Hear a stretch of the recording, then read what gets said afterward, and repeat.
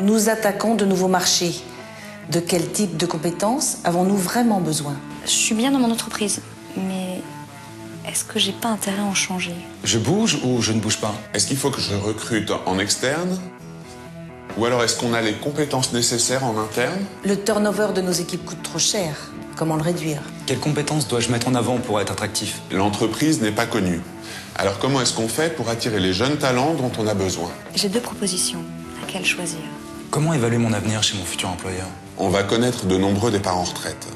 La question c'est à quel moment est-ce que je dois anticiper le recrutement pour être sûr de ne pas perdre en compétences. Dans un marché de l'emploi plein d'incertitudes, les incessants soubresauts de l'économie mondiale, les effets de la pyramide des âges et les risques de pénurie de compétences qu'ils génèrent brouillent chaque jour davantage les points de repère pour les entreprises et les candidats.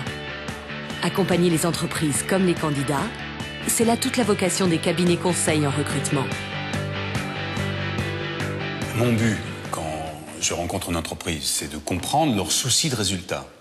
Je définis avec eux leurs besoins et les compétences recherchées. Un cabinet conseil permet d'être plus réaliste par rapport au marché de l'emploi en pleine évolution. Comment clarifier les besoins réels des entreprises? Qui peut dénicher les talents? Avec le sourcing, j'identifie les cibles potentielles de candidats. Quand je leur parle au téléphone, pour les préparer à l'entretien qu'ils auront avec le consultant en recrutement, j'essaye de comprendre, de cerner quelles peuvent être leurs motivations et leurs valeurs. C'est très important de connaître leurs valeurs. En gros, je suis là pour les aider à clarifier leurs compétences. Grâce à Internet et aux réseaux sociaux, j'alimente ma base de données, j'accumule beaucoup d'informations, ce qui me permet de répondre de manière très efficace à la demande de l'entreprise.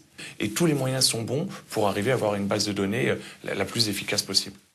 Pour ma part, le consultant en recrutement m'a aidé à clarifier les compétences dont j'avais vraiment besoin pour atteindre mes objectifs.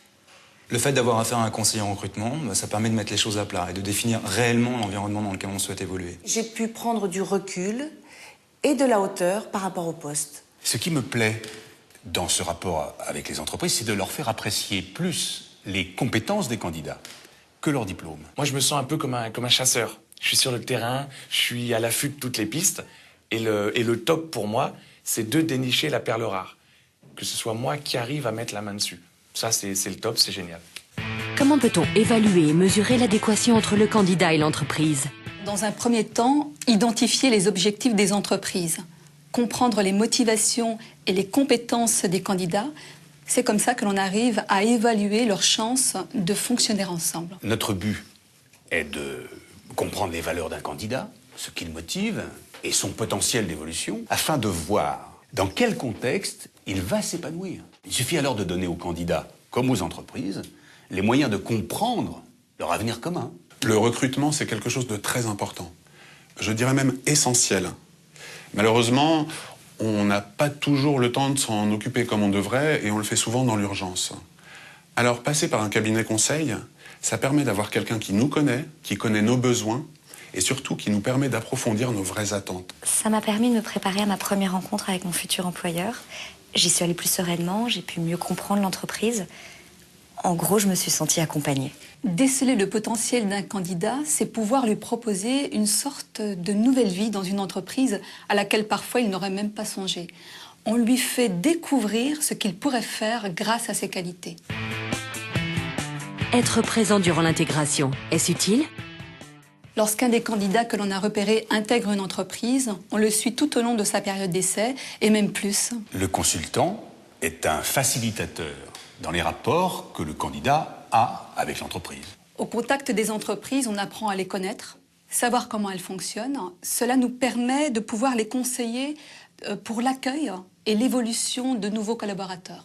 Quand on fait appel à un cabinet, on voit arriver des candidats qui connaissent l'entreprise, qui connaissent sa culture, ses besoins. Ça nous apporte les codes de l'entreprise, comment se comporter dans telle ou telle boîte. Ça nous fait gagner beaucoup de temps. Ils fournissent, entre guillemets, une sorte de service après-vente pour s'assurer qu'on obtienne un vrai retour sur investissement. Dans la situation actuelle, les entreprises ont des objectifs de plus en plus difficiles à atteindre. Elles ne peuvent pas se permettre de se tromper sur un recrutement. Et de la même façon, un candidat a l'impression de prendre un risque quand il quitte un emploi pour un autre. C'est super motivant de guider le candidat dans sa recherche d'emploi. Le monde de l'emploi va connaître de profonds bouleversements au cours des 20 prochaines années.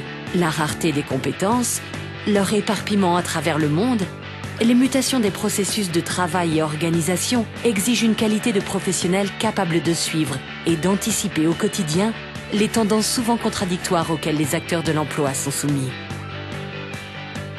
Les besoins des entreprises évoluent de plus en plus. De la même façon, les attentes des candidats changent. Et il sera toujours bon, dans 10, 20 ou 30 ans, d'avoir des gens comme nous pour les aider à mieux se comprendre. Pour devenir consultant, il faut avoir fait des études supérieures. Mais les diplômes ne sont pas tout. Avoir son réseau, le sens du contact, la culture des entreprises, c'est ça l'essentiel. Favoriser une meilleure compréhension des changements, proposer des outils pour développer l'employabilité de chacun et assurer une proximité d'échange au sein d'un environnement toujours plus mondialisé et désincarné constituent les défis, mais aussi les challenges passionnants de cette profession. L'efficacité, L'écoute, Le suivi, Le conseil. l'accompagnement, la rapidité, la performance.